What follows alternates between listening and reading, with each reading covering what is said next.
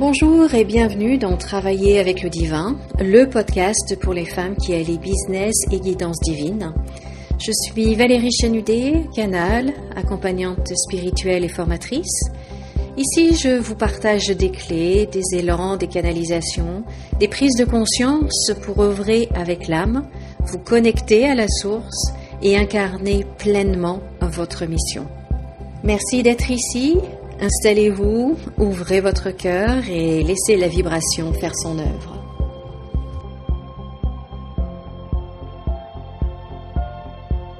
Alors, chers amis, la semaine dernière, je vous ai parlé de mon voyage en Corée du Sud. Je vous ai raconté un petit peu ce qui s'est passé, mais c'est vrai qu'il y aurait tellement à dire.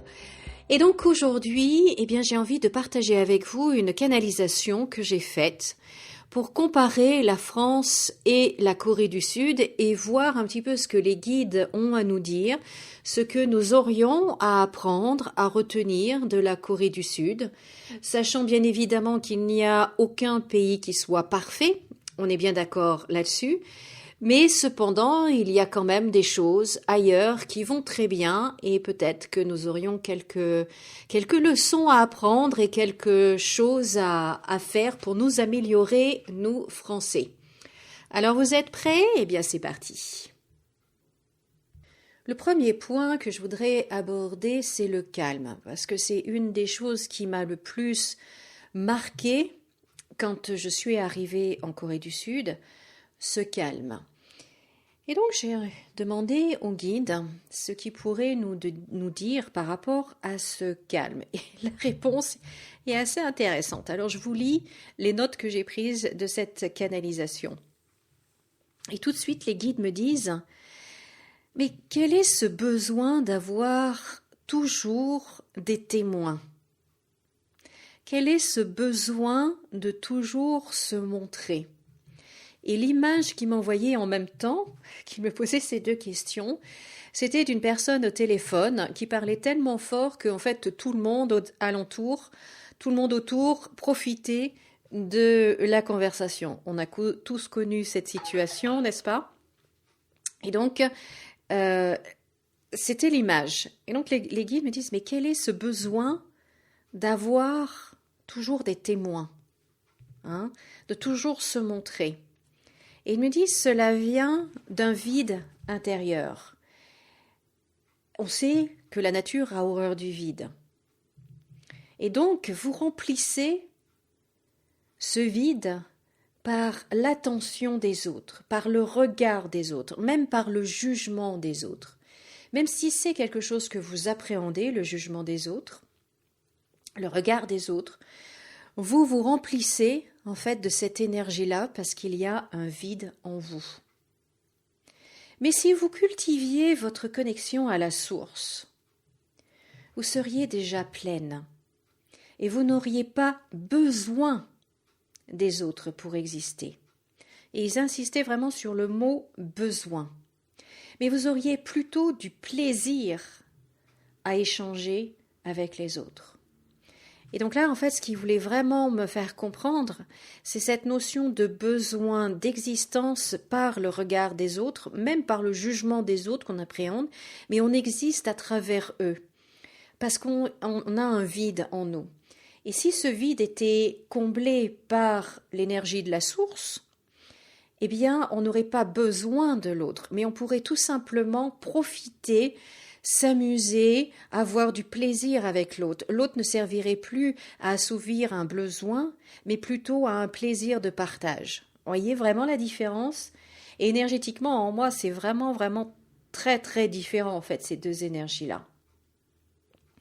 Et il me disait qu'en Corée, ils ont gardé le sacré dans leur vie quotidienne.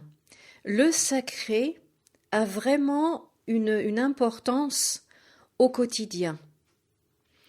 Ils sont très proches de leur religion, ils pratiquent, mais même s'il n'y a pas chez tout le monde, bien évidemment, cette pratique religieuse, il y a une pratique spirituelle. Ce qui comble ce vide-là que nous, par contre, en France, nous avons. Donc là encore, c'est assez facile de combler ce vide-là, c'est de nous connecter à la source. Et si vous me suivez déjà depuis un moment, vous savez que les guides nous parlent très souvent de ce silence, de se poser et de se connecter à la source pour nous remplir. Pour nous remplir, et quand on est rempli de cette énergie-là, eh bien on est également plus solide sur nos bases. On est plus ancré, on est plus solide, et donc on est moins, malmené par les événements extérieurs, on est plus stable. Donc voilà, c'est le premier point, ce calme, ce silence, qui vient d'une pratique spirituelle qu'ils ont en Corée et de maintenir le sacré dans leur vie quotidienne. J'avoue que c'est quand même quelque chose qui est facile pour nous à faire, n'est-ce pas? Le deuxième point, qui m'a beaucoup marqué également, c'est le respect. Le respect que les Coréens ont par rapport aux autres, par rapport aux personnes âgées, par rapport à l'espace public, par rapport aux femmes, le respect de manière générale. Alors je vais vous lire ce que les guides m'ont dit. Le respect élève. Le respect permet l'évolution, la progression. Le respect pousse vers le haut et à contrario, l'irrespect tire vers le bas, fait régresser une civilisation. Regardez les pays où les femmes, par exemple, ne sont pas respectées, où l'éducation n'est pas respectée, où le divin n'est pas respecté. Et vous avez les évidences sous vos yeux de ce que l'irrespect tire la civilisation vers le bas. Et là, il me pose une question. À votre avis, où se situe la France? Donc, je vous pose la question, hein, à votre avis, où se situe la France? Je vous laisse réfléchir sur ce point. Le troisième point, c'était sur la technologie. On voit bien qu'il y a une avancée technologique qui sont bien en avance par rapport à nous en France. Et en plus de ça, ils utilisent vraiment la technologie pour le quotidien, mais c'est du bon sens. Vraiment, c'est du bon sens. Alors, les guides, qu'est-ce qu'ils nous disent par rapport à ça? Alors, ils nous disent que les Coréens, ils n'ont pas honte de leur pays. Ils développent leurs compétences, leur savoir-faire. Alors que la France traîne la culpabilité de son passé comme un boulet. Et on a du mal à avancer avec un boulet à la cheville. La Corée regarde vers l'avenir, la France regarde vers le passé et s'auto-punit. Et cette culpabilité qui vous empêche d'exprimer pleinement, c'est cette culpabilité, qui vous empêche pleinement. C'est cette culpabilité qui vous empêche d'exprimer pleinement vos capacités. Et ça, c'est vrai que j'ai remarqué que eux, ils sont toujours motivés par développer plus leurs compétences, développer plus la technologie, développer plus.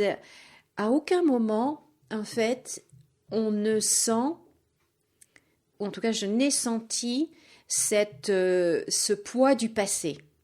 Et pourtant, ils n'ont pas un passé très facile, hein. Ils ont connu beaucoup de guerres et très récemment, en plus avec la Corée du Nord, etc., etc. Mais à aucun moment, parmi les jeunes que j'ai pu côtoyer, là, il n'y a cette culpabilité du passé, le passé ne les retient pas.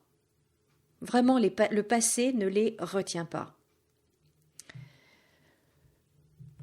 Alors, je continue de vous lire la canalisation. Donc au niveau céleste, je dirais au niveau de nos guides protecteurs, ils me disent que la France est notre chouchoute, c'est notre nation préférée. Alors ça, je trouve ça vachement sympa. Et vraiment, quand il me disait ça, je sentais vraiment qu'il y avait une énergie vraiment particulière, euh, comme un amour particulier pour notre pays, pour notre belle France. Donc c'est un peu la nation chouchou. Vous voyez, elle est chouchoutée, elle est préférée. Et écoutez bien ce qu'ils me disent. Il y a beaucoup de Léonard de Vinci français. Et l'image qu'il me montrait, c'était vraiment Léonard de Vinci. Et par ça, en fait, ce qu'il voulait dire, c'est qu'il y a beaucoup de personnes en France qui ont une vision, qui ont des compétences, qui pourraient développer un savoir-faire exceptionnel, vraiment à un niveau supérieur. Il y a beaucoup de Français, de personnes qui sont là, qui ont été amenées ici en ce moment, dans cette période que nous vivons, avec une vision, avec la possibilité de créer quelque chose d'avant-gardiste, de visionnaire. Mais le problème, c'est que nous les autorisons pas à émerger. Nous ne laissons pas ces Léonard de Vinci français en ce moment à sortir, en fait, et à exprimer pleinement leur vision et leur capacité à développer à créer leur vision, à matérialiser leur vision. Je ne sais pas si vous comprenez bien ce que je veux dire. C'est comme si, en fait, on les avait fermés dans la chambre comme un adolescent que l'on punit. Tu restes dans ta chambre, tu restes fermé dans ta chambre avec interdiction de sortir pour l'instant. Et ils me disent, les guides, ils me disent, mais c'est dommage. C'est tellement dommage. Et ça, au niveau collectif, on perd beaucoup, justement, à ne pas laisser ces Léonard de Vinci, là, français, sortir et émerger. Donc ça, c'est au niveau collectif. Après, au niveau personnel, il disait que le gros souci, en gros, que nous avons, nous Français, c'est la jalousie. Et la jalousie nous tire vraiment vers le bas. Que ce soit la jalousie que l'on ressent par rapport aux voisins, par rapport à telle personne, etc., ou que ce soit la peur de la jalousie de l'autre. Donc du coup, on s'auto-sabote de peur que le collègue soit jaloux de nous et nous fasse des misères, de peur que le voisin soit jaloux de nous et nous fasse des misères, de peur que... Vous voyez ce que je veux dire? On s'auto-sabote. Et on préfère s'auto-saboter plutôt que de briller pleinement. Et ça, c'est quand même... Enfin, c'est hallucinant, quoi. Non? Je trouve ça tellement dommage. Tellement dommage. Et ils me disent qu'en Corée, même si la compétition est très rude, faut pas se mentir, faut pas se leurrer, la compétition... au niveau du travail professionnel et dans la société est extrêmement dur. C'est très rude. Ça, c'est sûr. La grosse différence entre eux et nous, je dirais, c'est que, bon, nous, comme je l'ai dit, on s'auto-sabote et on ne fait pas.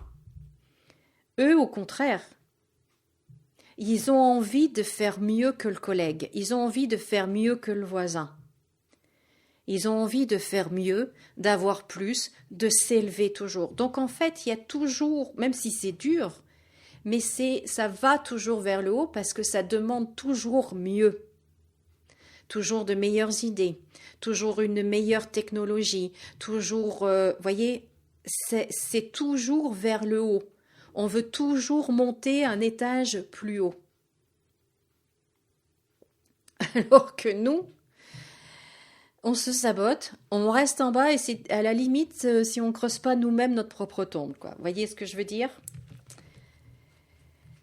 Et donc, c'est en Corée, c'est ce qui explique aussi leur avancée technologique et leur efficacité parce qu'ils ont toujours envie de mieux.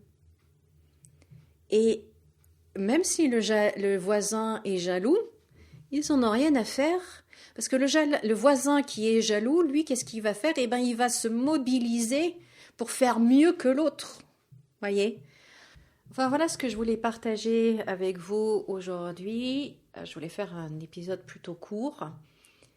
Bon, la bonne nouvelle, c'est que nous avons plein de potentiel en France. Nous sommes une nation un peu chouchou du plan céleste. Ça, c'est cool. Mais voilà, je pense que maintenant, en fait, on arrive à un moment de notre histoire, de notre évolution, où il va être vraiment essentiel d'oser, d'oser nous révéler, que ce soit au point de vue individuel, mais également collectif, d'oser et de ne pas avoir peur et de briller pleinement. Voilà, dites-moi dans les commentaires ce que vous en pensez. En tout cas, je vous remercie beaucoup de m'avoir écouté. Pensez à liker cet épisode, à le partager, à laisser un gentil commentaire et puis surtout à vous abonner à ce podcast. Je vous souhaite de passer une très très belle journée, une très très belle semaine et puis on se retrouve jeudi prochain. Comme d'habitude, souriez, rayonnez. À bientôt. Au revoir.